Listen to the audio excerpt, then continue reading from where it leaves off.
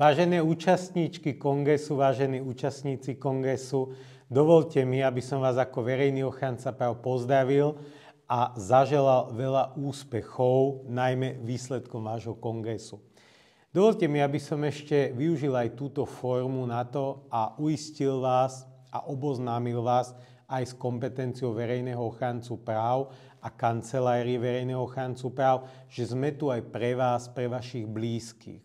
Ak ste v situácii, že potrebujete zdravotnú starostlivosť alebo potrebujete pomôcku či liek, je to vaše základné právo, ktoré je garantované v ústave. Ak napríklad budete mať problémy alebo potiaže so zdravotnou poisťovňou pri schvaľovaní pomôcky, je to prípad pre nás. Môžete sa na nás obrátiť neformálne, mailom. Nie sme súdna inštitúcia, nič to nestojí.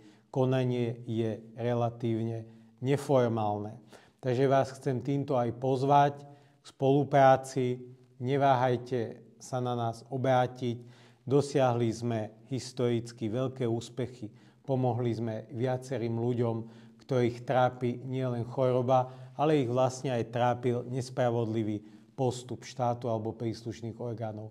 My sme tu na to, aby sme vás bavili minimálne tej ľudskoprávnej bolesti a pomohli vám vykročiť na tú správnu cestu a prijmeť príslušné orgány, aby sa vám dostalo to, čo podľa práva vám patrí. Ešte raz srdečne vás pozdravujem.